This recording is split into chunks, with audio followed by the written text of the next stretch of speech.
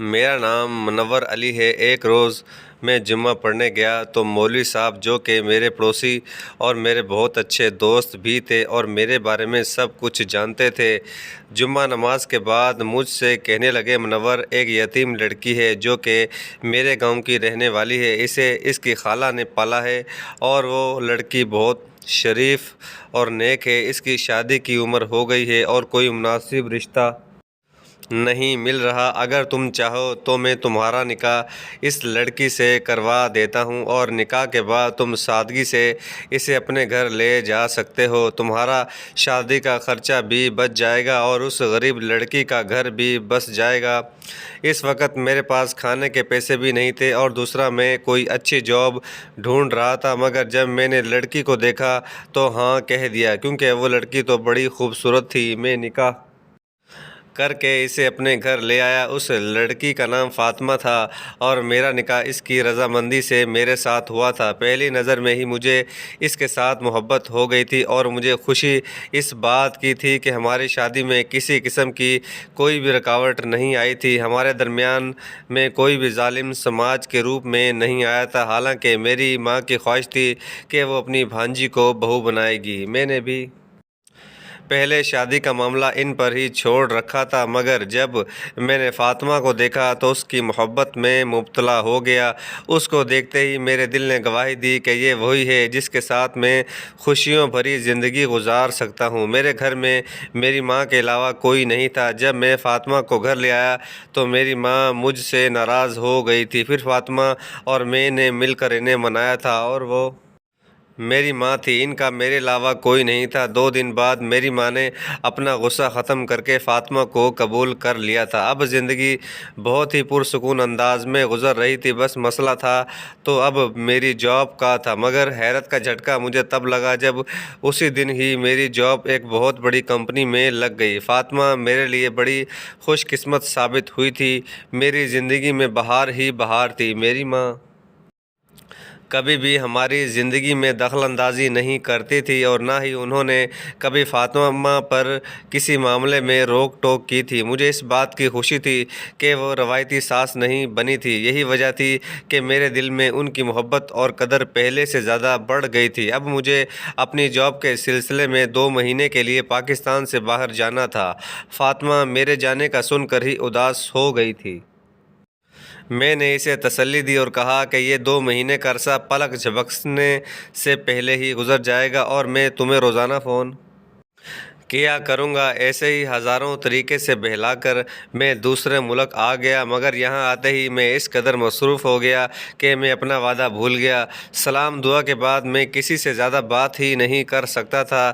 1 ہفتے کے بعد میری فاطمہ سے تفصیلی بات ہوئی اور تھوڑی دیر کے بعد مجھے اندازہ ہوا کہ وہ بہت اداس اور پریشان ہے۔ میں نے اس کی اداسی کو اپنی جدائی کا سبب سمجھا تھا، پھر مجھے خود پر افسوس ہونے لگا کہ میں اس کے ساتھ بات کیوں نہیں کرتا تھا، جانتا بھی تھا کہ وہ میرے بغیر اداس ہو جاتی تھی۔ اب میں نے خود سے وعدہ کیا تھا کہ مجھے کتنے ہی ضروری کام کیوں نہ ہو میں روزانہ اس کو فون کیا کروں گا، مگر ہر بار کی طرح یہ عہد بھی ٹوٹ گیا اور میں ہفتے میں 1 آدھ بار ہی اس سے بات کر سکتا تھا۔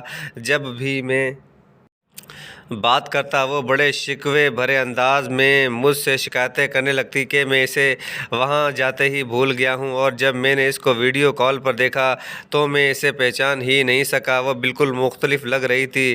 جس فاطمہ کو میں چھوڑ کر آیا تھا اس کی آنکھوں کے نیچے حلقے پڑے ہوئے تھے، رنگت زرد پڑ رہی تھی، ایسے لگ رہا تھا وہ بہت ڈری ڈری سی اور پریشان ہو۔ میں نے پوچھا کہ اس کی پریشانی کا کیا سبب ہے؟ اس کی آنکھیں نم ہو گئیں اور نفی میں سر ہلاتے ہوئے کہنے لگی کہ یہ آپ کا وہم ہے، میں نے کیوں پریشان ہونا ہے؟ اس کے بعد میری جب بھی اس کے ساتھ بات ہوتی تھی مجھے یہی لگتا تھا کہ وہ مجھ سے کچھ کہنا چاہ رہی ہے مگر کہہ نہیں پا رہی۔ میں ہی جانتا تھا کہ میری امی بہت اچھی ہیں اور اس کا بہت خیال رکھتی ہیں، اس کو کم از کم میری امی کی طرف سے کوئی مسئلہ نہیں تھا۔ تو پھر مسئلہ کیا تھا؟ کون سی ایسی چیز تھی جو اس کو تکلیف دے رہی تھی اور وہ مجھ سے بیان نہیں کر پا رہی تھی؟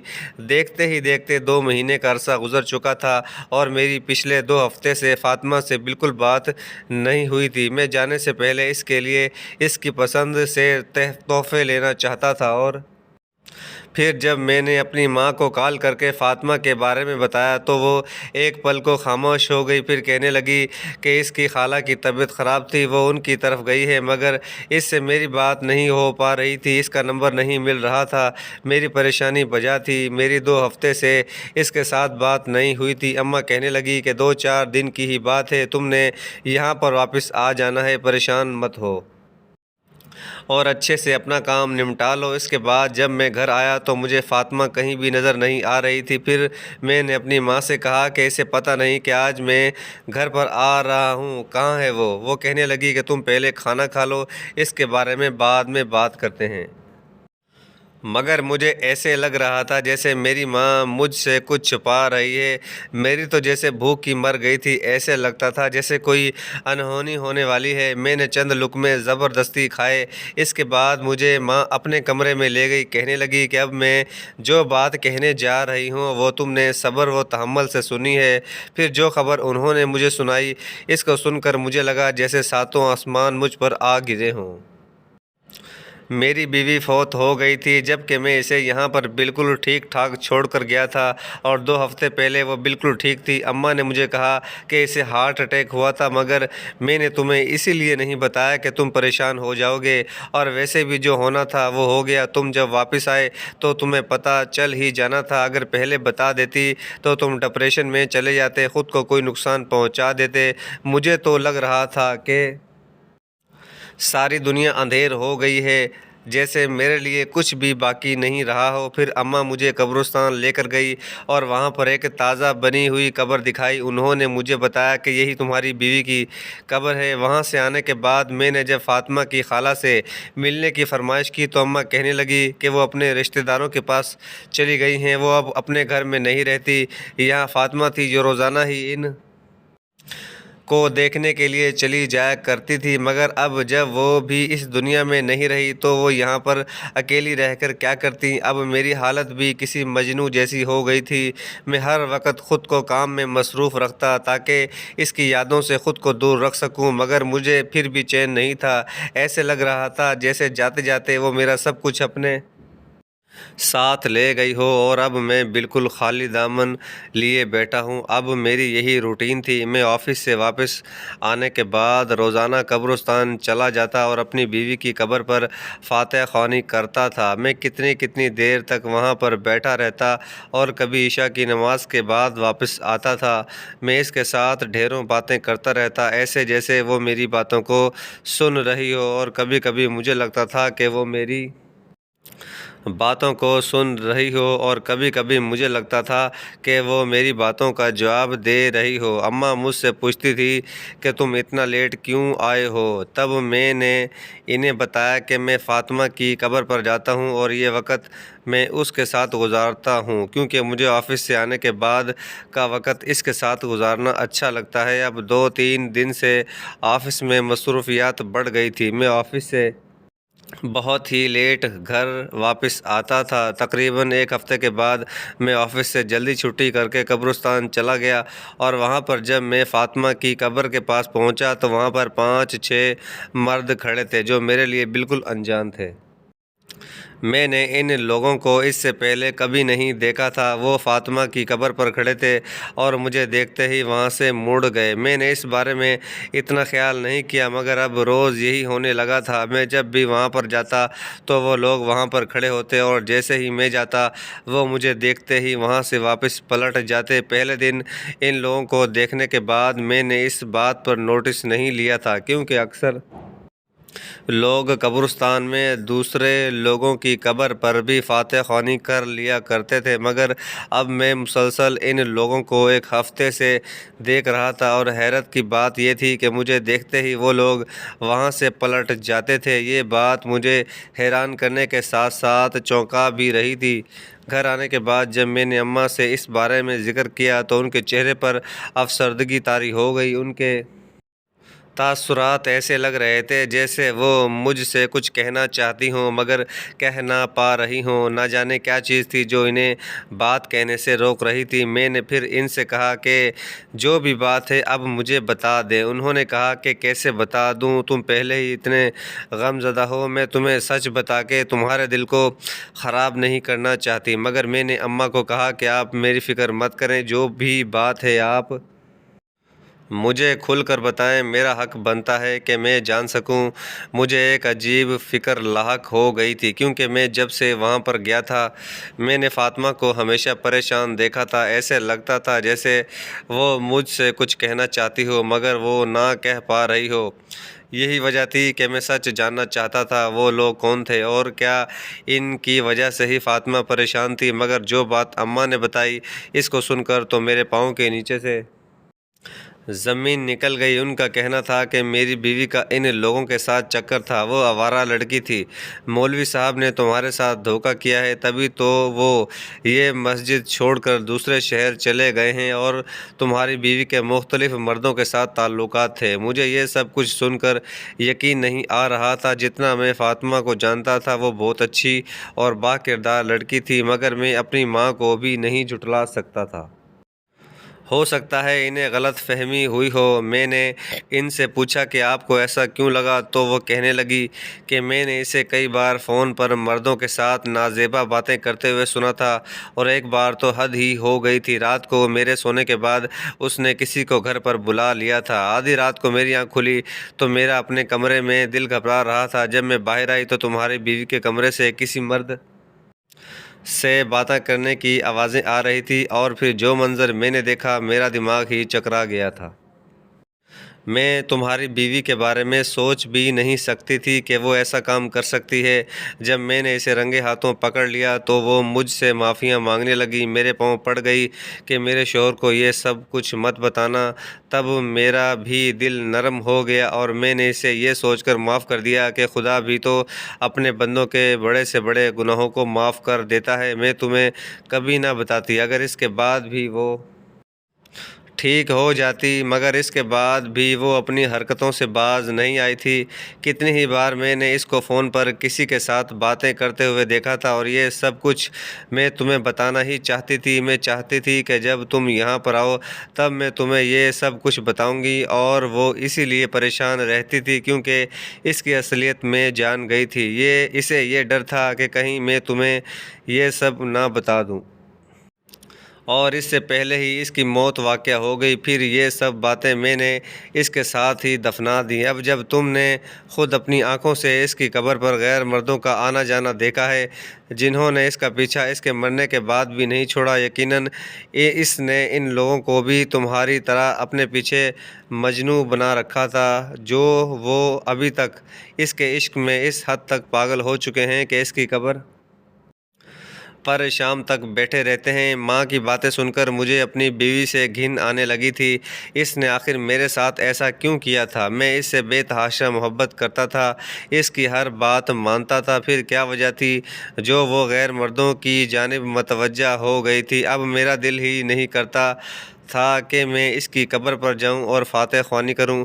ایسے ہی 2 مہینے کا عرصہ گزر چکا تھا۔ اماں کا کہنا تھا کہ مجھے زندگی کی طرف واپس لوٹ کر آ جانا چاہیے اور ان کی بھانجی کے ساتھ شادی کر لینی چاہیے، مگر میں اتنی جلدی اس کو بھلا نہیں سکتا تھا اور نہ ہی میں کسی اور کے ساتھ اتنی جلدی شادی کر سکتا تھا۔ میں نے اپنی امی سے شادی کرنے سے معذرت کر لی۔ ہر روز میں خود سے یہ سوال کرتا کہ آخر اس نے میرے ساتھ بے وفائی کیوں کی تھی؟ میں اسی کے بارے میں سوچتا سوچتا سو گیا۔ رات کو میں نے ایک عجیب سا خواب دیکھا جس میں میری بیوی رو رہی تھی اور مجھ سے کہہ رہی تھی کہ ایک بار میری قبر کشائی کر کے دیکھو، میں بہت تکلیف میں ہوں۔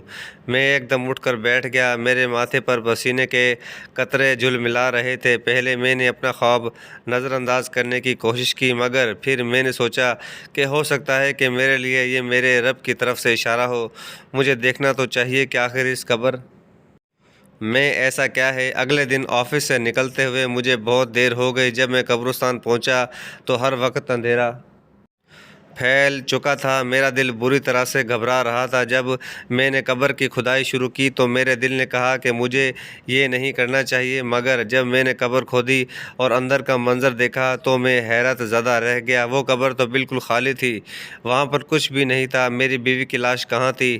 میری ماں نے کہا تھا کہ یہی میری بیوی کی قبر ہے، اور اس پر تختی بھی فاطمہ کے نام کی لگی ہوئی تھی۔ میرا ذہن بری طرح سے چکرا رہا تھا۔ میں کچھ بھی سمجھ نہیں پا رہا تھا کہ یہ کیا ہو رہا ہے۔ اس کا تو ایک ہی مطلب نکلتا ہے کہ کوئی میری بیوی کی لاش کو یہاں سے نکال کر لے گیا تھا، یا پھر اسے یہاں پر دفن ہی نہیں کیا گیا۔